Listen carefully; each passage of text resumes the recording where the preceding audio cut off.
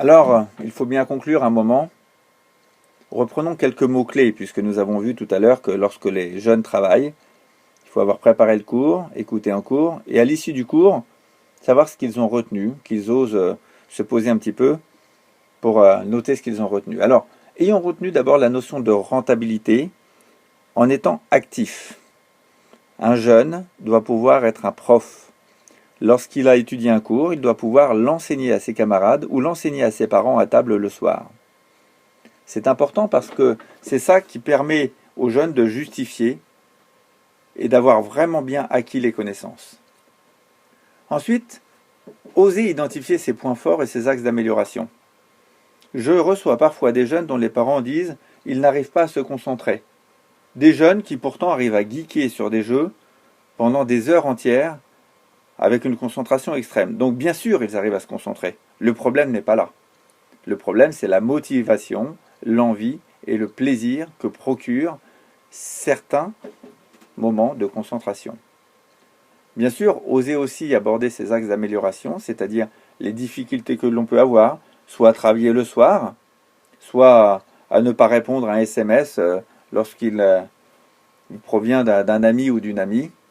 Ce sont des axes d'amélioration qu'il faut étudier en se disant bah tiens finalement mon téléphone il n'est pas dans ma chambre au moment où je travaille par exemple.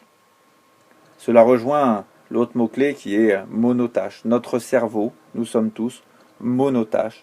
Ce n'est pas la peine d'avoir trop de facteurs de déconcentration autour de nous. Et pourtant, attention à ne pas nous concentrer sur notre concentration.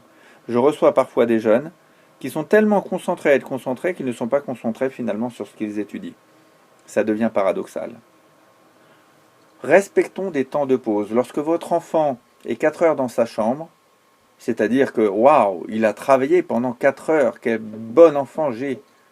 Bah, vous vous êtes fait évidemment berner, ou bien il a tout simplement pas osé descendre voir ses parents, sinon il va se faire gronder quand il descend dans le salon. Non, évidemment, un enfant a besoin de temps de pause lorsqu'il travaille. Une pause à peu près toutes les heures paraît complètement cohérent. Une pause de 10 minutes, où il va écouter sa musique, où il va descendre, juste danser dans le salon, où il va aller un petit coup dans le frigo, où il va venir vous parler. Des pauses importantes. Bouger. Bouger, ça peut être faire du sport, ça peut être tout simplement aller marcher en faisant le tour du paquet de maison. En tous les cas, encore une fois, c'est prouvé physiologiquement, l'activité est bonne pour l'apprentissage. À propos de bonne, soyons positifs. Accompagnons nos enfants avec des carottes et non avec des coups de bâton. C'est pas forcément simple parce que nous sommes dans une société où nous ne brûlons pas le feu rouge. Pas parce que nous risquons d'écraser quelqu'un, mais parce que nous avons peur de la police. C'est complètement paradoxal, n'est-ce pas? Soyons positifs. Tout simplement respectons le feu rouge parce que nous n'avons pas, nous, envie de faire du mal à quelqu'un. Et pas juste parce que nous avons peur, à un moment, d'être pris par la police.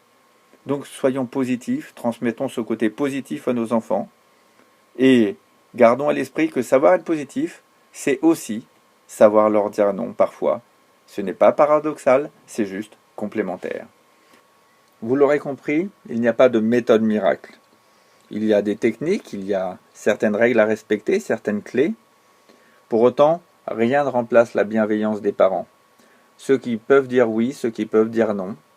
Ceux qui savent accompagner leurs enfants pour eux-mêmes, tout simplement.